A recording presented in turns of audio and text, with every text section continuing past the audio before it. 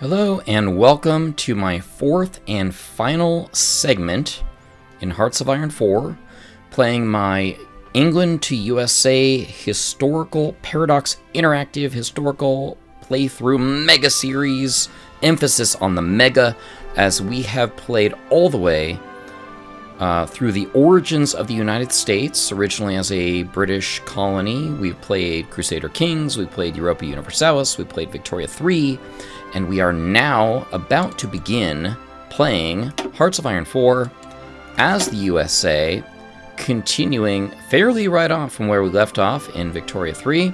We're going to start in the 1936 Gathering Storm scenario, which from a historical standpoint of the US is a little bit of an awkward place to start because the United States did not actually see any major combat in World War II. Sorry that's so loud. It is for me. Hope it's not for you.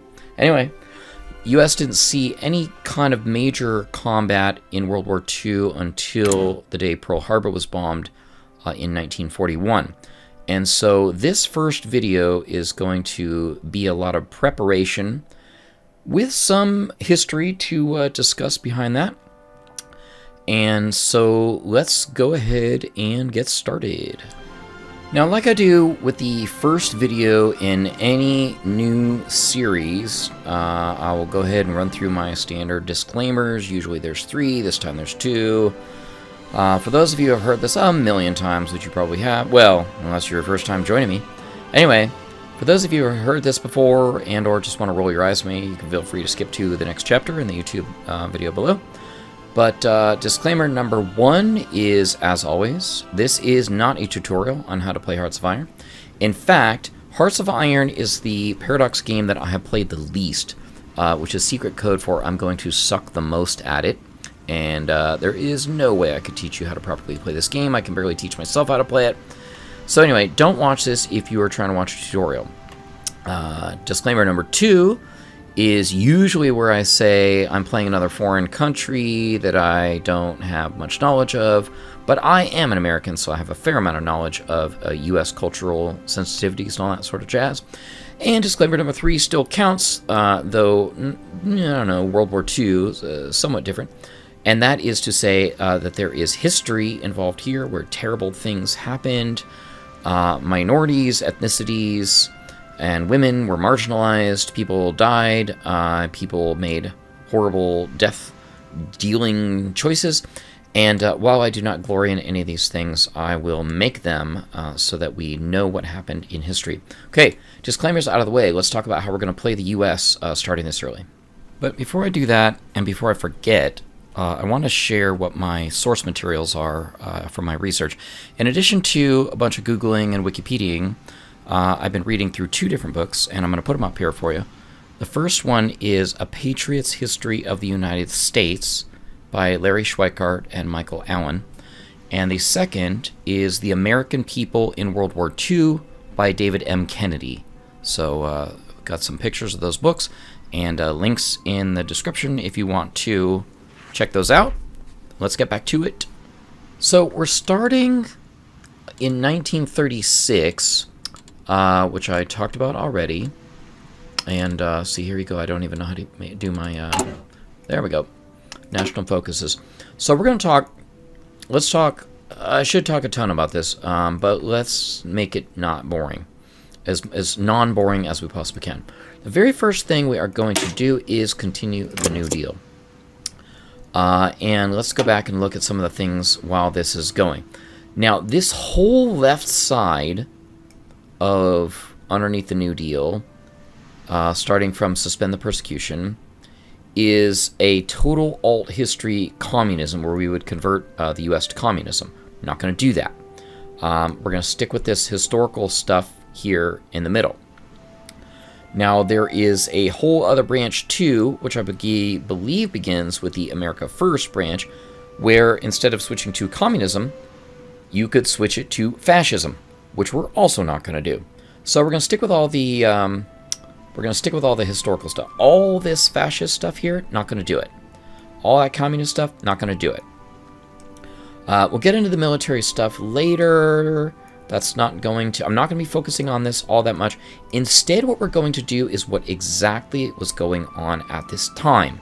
The United States was recovering from the Depression and beginning, even more so than it already had before, to set the stage for being the industrial powerhouse that it is. Now, we're going to do that also through our research, where I'm going to place heavy emphasis in the beginning on anything that has to do with building, engineering, and all that jazz. So I'm going to basically be working through more of the military aspects of it if and as I get free research slots around. But this whole segment from 1936, I'm going to try and play this video to the time that Pearl Harbor occurs, will be me not doing any warfare at all. So Hearts of Iron folks might be like, what? And not want to watch me do a bunch of this stuff. And no problem, you're not going to have to do it. I'm going to be fast forwarding through a lot of this. Okay, we're going to get ourselves over to Pearl Harbor as quickly as we can. Where I can talk about some historical pieces, I'm going to. But you have the general vibe of how I'm going to start out. All right, I'm going to just get this kind of wrapped up here now and make a few little decisions myself that you don't have to just watch me do all the boring stuff. And I'll bring you back in with a couple more things that I think are significant. Starting with this. Now, with my civilian factory capability, what we're going to do is build more. The United States, it is widely recognized that the United States, the primary strength that it brought to success in World War II, because we didn't even really enter World War II. It started in 1939. We didn't enter for 2 years while everyone else was getting completely destroyed. That the primary strength that we brought was our industrial strength. And so I am going to not ignore the military, but we are going to go hardcore for industrial strength. I am going to industrialize the U.S. as much as I possibly can in this lead up to the war, and then we're going to convert over. At least that's my strategy. I haven't done a trial playthrough on this yet. So you might see further in the video or in a second video like, yeah, that was a crappy strategy, and I might have just throw it out the window. But I don't think so. We're going to try and go historically accurately on this one as much as we possibly can. So I'm going to basically try and max out civilian factories and then look to doing conversions, because that is what happened, historically speaking, was civilian factory capacity was basically converted to military use. We'll talk about that the closer that we get to it. So for now, let's begin this buildup and make sure that the United States becomes the industrial powerhouse that it historically was. Continue the New Deal as national focus just completed. We're gonna travel in this video pretty far down this neutrality, Lend-Lease, military construction, all that jazz. However, the Neutrality Act wasn't really passed for a little while. It wasn't until really the war began in 1939. So I'm not sure I want to do that right now. So what we're going to do is we're going to do some of this New Deal stuff. Basically, some of the programs and congressional actions and everything that were done to try and bring America out of the Great Depression. So we're going to focus on that side of it for a little while.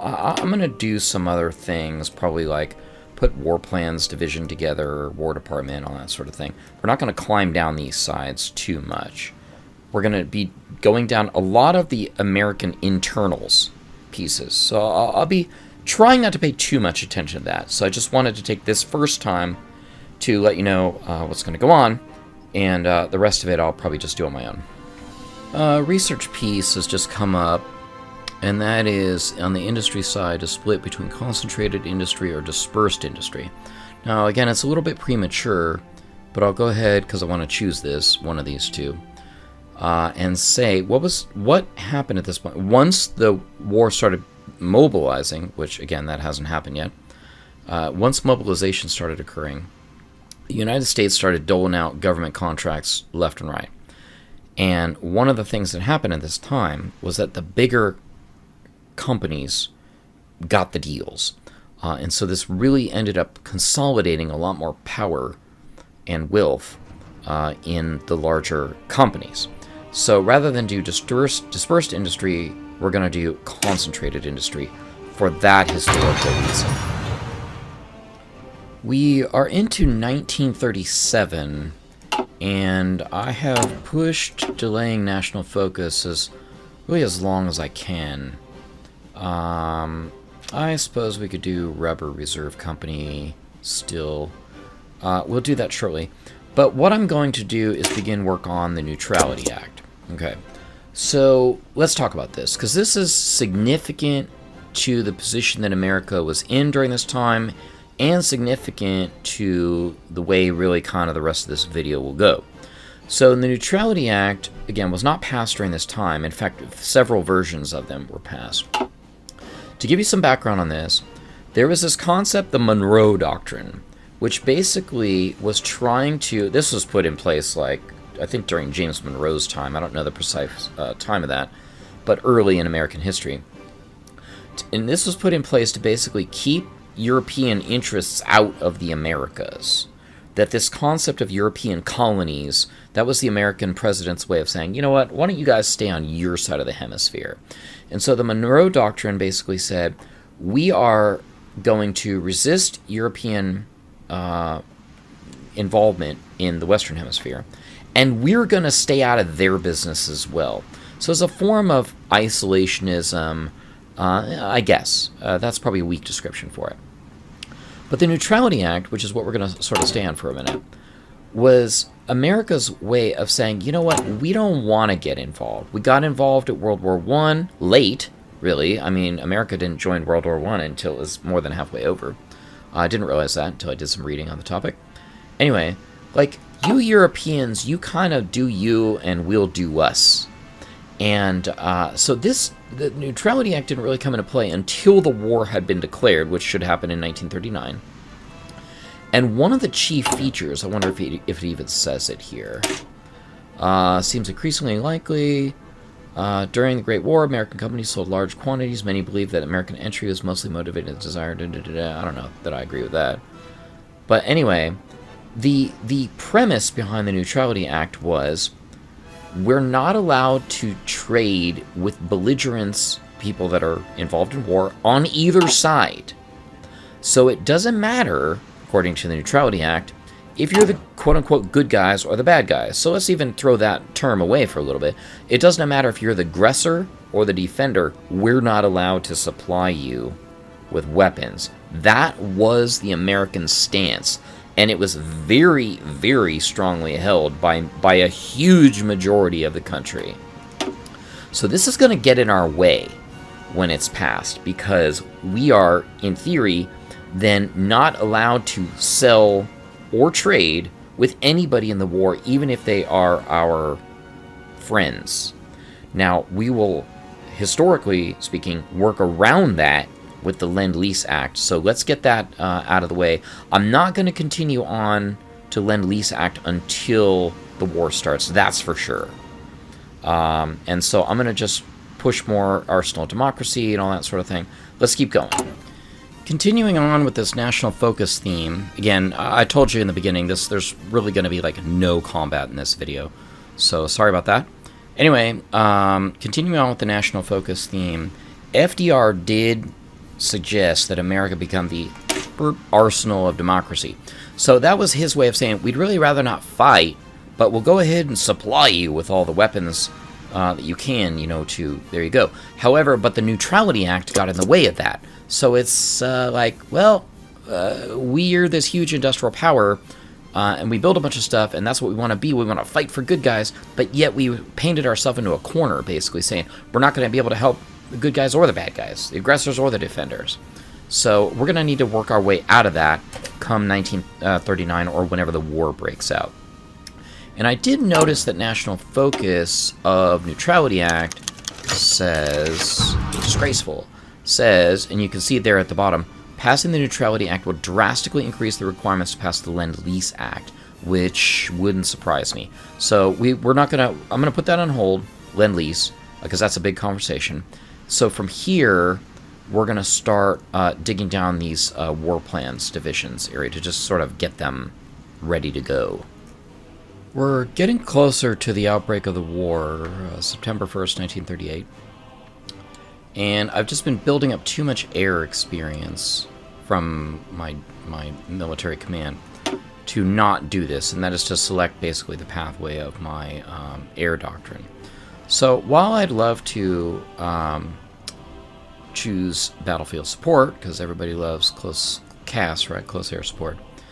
This is history, and so I can't make non-historical decisions. Now, air warfare was really just coming into its own as a value, and what was a popular thought that didn't really manifest all that well is that we can basically bomb our way out of the war. Why send troops on the ground when we can just bomb them into oblivion and knock out their industrial capabilities and their training and their fuel and all that sort of thing?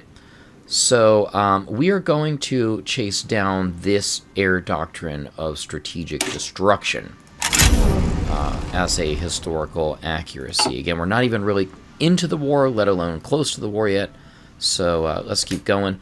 But that was just building up for too long, and I needed to make a decision, so there you have a little bit of history there, and let's keep going.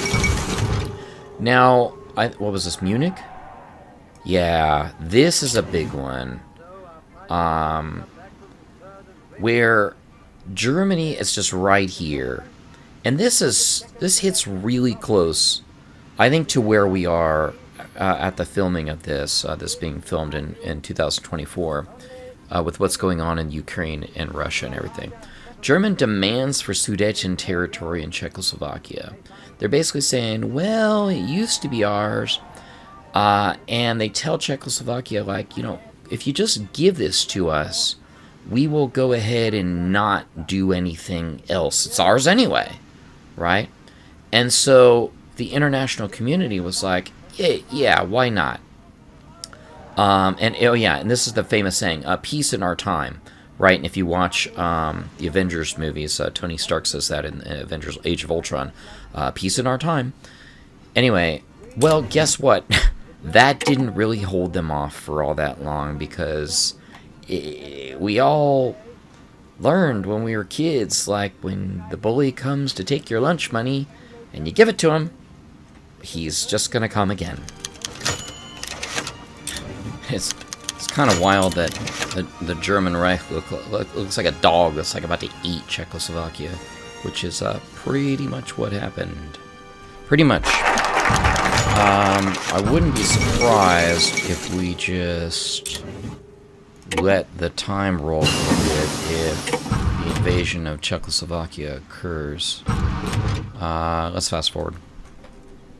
And it happened. Czechoslovakia was indeed eaten. And I alluded to this earlier. Everybody let Hitler do what he wanted to do, thinking, oh, he'll just stop there. And he didn't. And guess what? He still doesn't. History has a lot to teach us. Yes, it does. Bullies don't stop. They keep going until they're stopped. A new development in the game-wise is June 17th, 1939. Not really sure when this was actually signed. The Molotov-Ribbentrop, I'm sure I pronounced that wrong, sorry, pact, which basically is a non-aggression pact between Germany and Russia. Interestingly enough, I should say the Soviet Union, pardon me. Interestingly enough, Hitler broke this, and I'm sure we'll see that as the war continues. I mean, that, if anything, based on my research, really, if there was one thing that led to their defeat, it was attacking the Soviet Union. Because the Soviet Union would have at least kept the non-aggression pact with Germany, I think, and possibly even joined with Germany. But then Germany attacks the Soviet Union. It just seemed like kind of a strange thing for them to do, frankly, and push the Soviet Union into collaboration with the Allies, France and Germany, or excuse me, France and Britain, pardon me, which of course hasn't happened yet in the game. So a little bit odd. We're getting closer. We're going to keep pushing. Expect, historically speaking, war to be declared by France and Britain this year, 1939, and then we are going to continue forward with our sort of non-intervention, our isolationism, what FDR called, gosh, it's not almost war, it's short of war. That his policies were everything, quote, short of war, that he was going to help the Allies, Britain and France, do everything that he could short of declaring war on Germany until that one fateful event, the day that will live in infamy, which will be the end of this video. Let's keep going. Another interesting incident that happened, I mean, interesting, I don't know, people lost their lives, so I don't know that I should have said that, but anyway, Japanese fighters, Japanese airlines basically sunk a U.S. ship that was reportedly draped with a U.S. flag over it to say, you know, hey, this is us. And yet we did not declare war on them. So it's incidents like this will just demand compensation that really, I think, strengthened nations like Germany, Italy, and Japan, who really considered Americans to be just nothing but like dogs and bums and worthless. And so anyway, that's oh, Japan did indeed provide us with compensation. Okay, well, fair enough. I don't know if that's really what happened or not, but what I do know happened is we did not declare war on them following the Panay incident. And so here we have it, the main event, where Germany says, hey, Poland, give us this land. Poland says, hey, pound sand. Then Germany says, okay, we are declaring war. And Germany declaring war certainly triggers France and Britain to declare war. Now, the naval treaty has been abrogated, and yet I'm still stuck. Okay, no, I've got 90 to... I thought I was going to get attacked because of violation of the naval treaty, but it turns out that's not going to be the case. All right, so this is a big game changer for us here.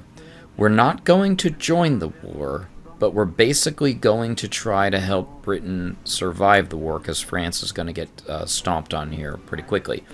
Now, I'm going to try to do that in advance, because right now I've got my research, not my research, excuse me, my national focuses, just literally sitting still doing nothing.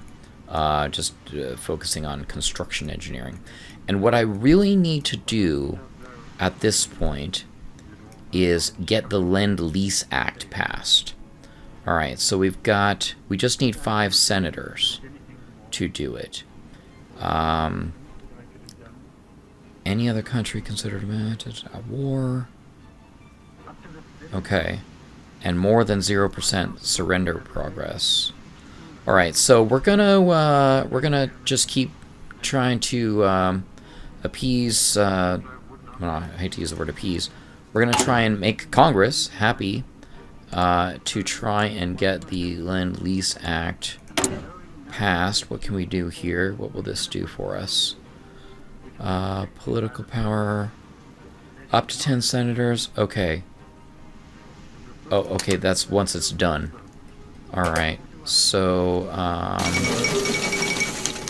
let's fast forward that and see how close we can get to Lend-Lease. With France beginning to lose to Germany, their surrender limit has hit the appropriate limit, and the Lend-Lease Act is passable. So, I've talked about this a little bit before. It's pretty major.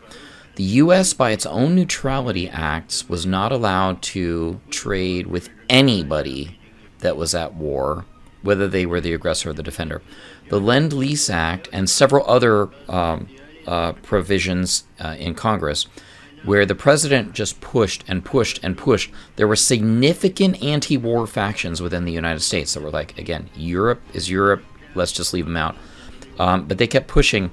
And as somebody else who was pushing was Prime Minister, I think Chamberlain resigned, and Winston Churchill became Prime Minister of England. He was pushing as well. You have got to send us, military supplies. You've got to send us ships.